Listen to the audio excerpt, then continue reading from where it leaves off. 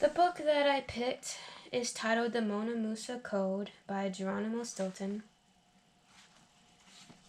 Chapter 1. I am not a brave mouse. Mouse hole, sweet mouse hole, I said with a sigh. It was late at night, and I was glad to be home. But as I scampered up the steps, I immediately knew something was wrong. Why was the door open? I knew I had locked it that morning. And why was there a light on in the upstairs window? I always turn off the lights when I leave the house. I tiptoed through the door, quiet as a mouse. I padded down the dark hallway. I stopped at the kitchen door and poked my snout around the corner. The fridge was wide open. Someone must have broken in. I was sure of it. I shuddered.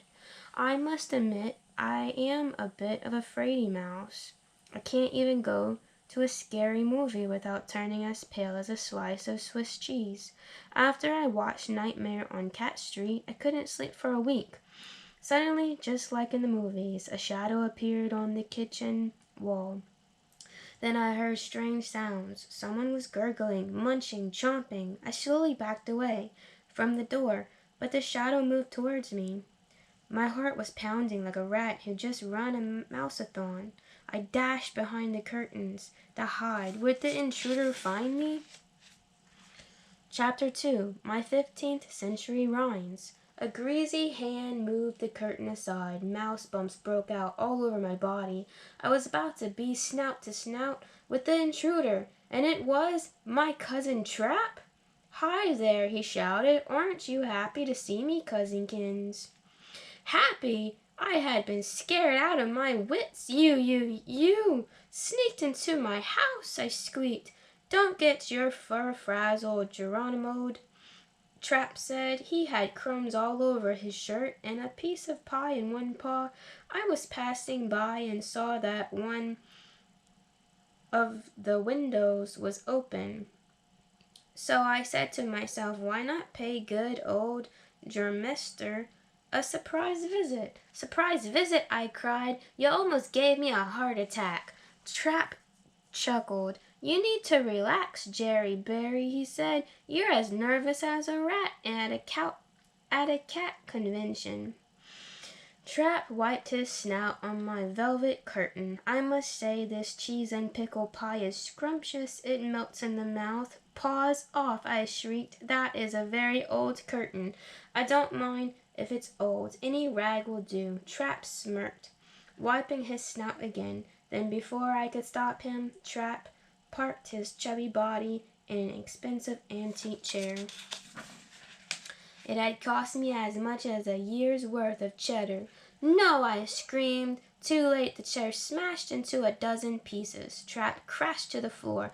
"My chair!" I yelled. As he fell, Trap knocked down a glass display cabinet. It held my treasured collection of antique cheese rinds.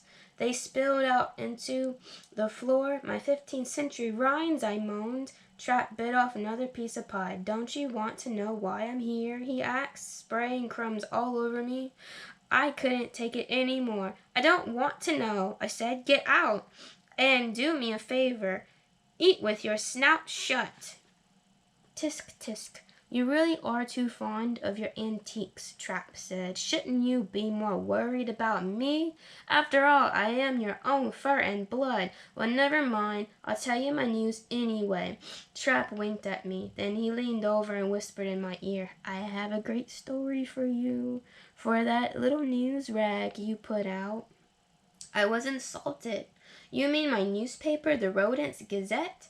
The most respected newspaper on Mouse Island?" "Whatever," Trap said. "I've got a scoop for you that will make everyone's whiskers stand on end. I can tell you this much. It's about Mouse Island's most famous painting, the Mona Musa." Chapter 3. My name is Stilton, Geronimo Stilton. My cousin might be annoying, but he does have a good nose for a story. An article about the Mona Musa was the cat's whiskers. You see, I know a thing or two about good stories. I run a publishing house, the Stilton Publishing Company. We put out the Rodents Gazette. Oh, silly me. I haven't introduced myself. My name is Stilton, Geronimo Stilton. I told my cousin to meet me at my office the next morning, 8 o'clock sharp. 12 hours later, Trap bounced into the office without bothering to knock. As usual, he rested his greasy paws on my desk as usual. Then he squeaked with his mouth full as usual. Let's talk. I noticed with disgust that Trap was munching on something as usual. This time it was a multi-decker sandwich. Only Trap could eat such a super stuffed sandwich so early in the morning. I'll give you the dirt on the Mona Musa affair, Trap began. When the story hits big, we'll split the profits equally, 70% for me and 30% for you. You call that equal? I asked, miffed. Is money all you care about? Trap grumbled. All right, out of the goodness of my heart, we'll do 60% for me and 40% for you. Just then the door to my office flew open. My sister Thea, the special correspondent for the Rodents Gazette, came roaring in on her motorcycle. I heard what you two were talking about, Thea said. I'll tell you how to split the profits. 1/3 for me and 1/3 for each of you. Why should we cut you a slice of the profits? Trap demanded.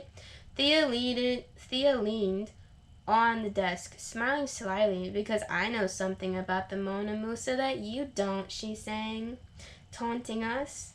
That didn't surprise me one bit. If something exciting is happening on Mouse Island, Thea is usually the first one to hear about it. Trap frowned. All right, he mumbled.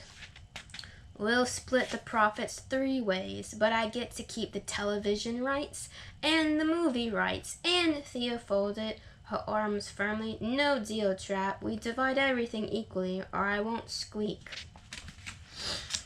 Trap sighed. Fine, but only because I am a true gentle mouse. Let's shake on it. Just then a voice rang out. Me too, me too. I looked down to see Benjamin, my 9-year-old nephew, tugging at my sleeve. Too late. There are no extra shares, Trap said quietly. You can't keep the money, Benjamin said. I don't care about that. Benjamin looked up at me. Please, Uncle Geronimo, let me help you. I want us to be together. I was moved to tears. All right, Mouse Pie. All right, Mousy Pie, you can help, I said. I patted the top of his tiny head. You see, Benjamin is my favorite nephew. The Telltale Tavern. Next chapter. Trap began his story. Do you remember that friend of mine I used to play pool with? He asked. The one with the scar on his tail and a black patch on one eye. His name is Lefty Limburger. Last Sunday I was playing pool with Lefty at the Telltale Tavern.